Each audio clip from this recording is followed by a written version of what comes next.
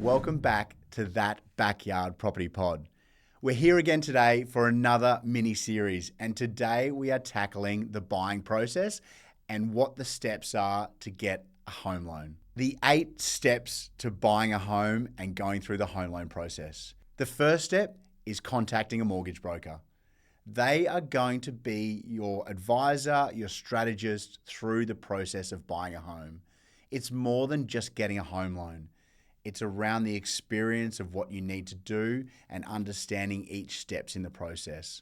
Step 2 is then providing that broker with the information. So providing your information, which is generally done through an electronic fact find, and then providing the documents as well. And the usual documents that you're needing to provide them is ID, pay slips, sometimes your income statement, bank statements showing your savings and where your salary is received, and then other aspects like rental appraisals or tax returns and those sort of things. So it does depend on your circumstances. So that's step 2. Step 3, the broker is going to use that information to understand what your borrowing capacity is. Now, most buyers that I speak to just want to know, can I do this? And what does it look like? And so the broker is going to be able to understand how much you can borrow and then also be able to provide advice on what the potential repayments would be.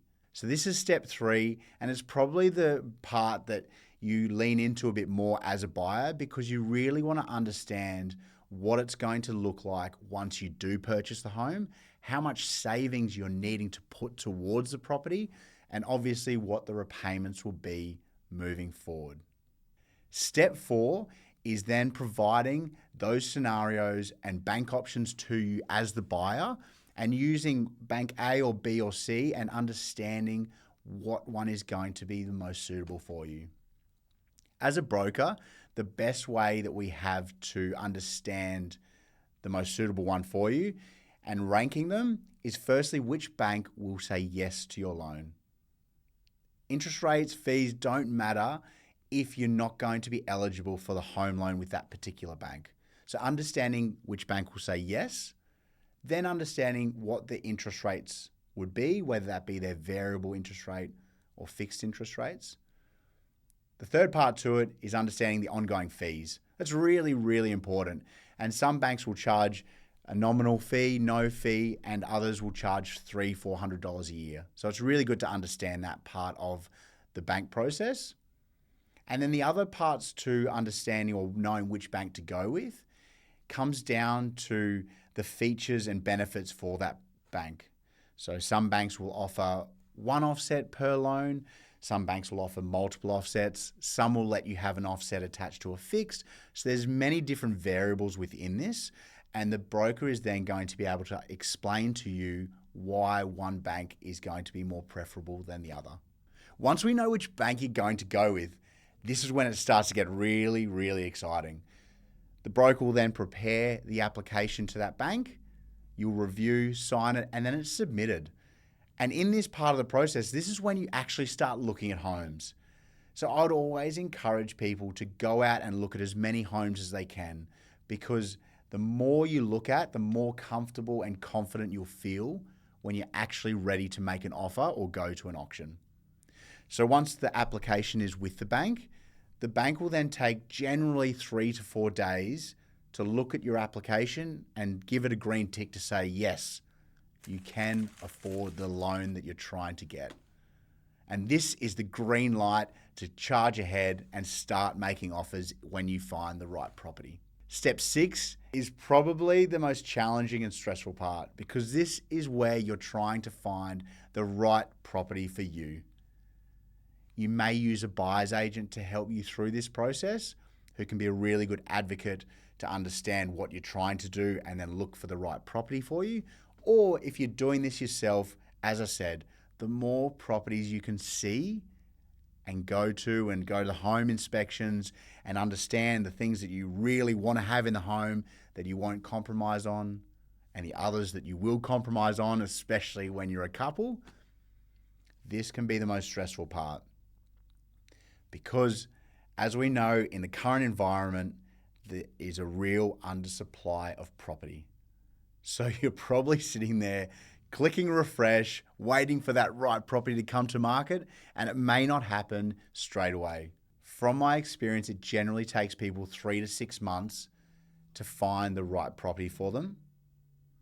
And still, to this day, I've never had anyone that has missed out on a property that hasn't found one better. So if you are in that part of the process and you are making offers and you're not successful, it's okay, because it's just a learning experience for the property that you're going to end up buying. Step 7, once we have that property, you've got the offer accepted or you've won at auction, this is where the broker will then take your application through to formal approval. It's really important to note that as a pre-approval, you generally have 2 conditions. The first condition is getting a contract of sale, which you've just done. The second is getting a valuation on your new property. The reason this is done is so that the bank is comfortable that you haven't spent too much on the property that you've just purchased. 99% of the time, the valuation will come back at contract price. But I've had the odd occasion, probably 3 times in 8 years, where the valuation has come back less. The best part about having a broker on your side is you have the ability to get valuations with other banks. So all is not lost if that happens to you. Be aware that you have the ability to look at other banks in that scenario.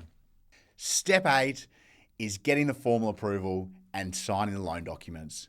This is probably my favorite part of the process. This is where you're going to get a phone call from your broker to say congratulations. It's absolutely riveting when you do get the ability to do that, because it's where you've actually secured the property.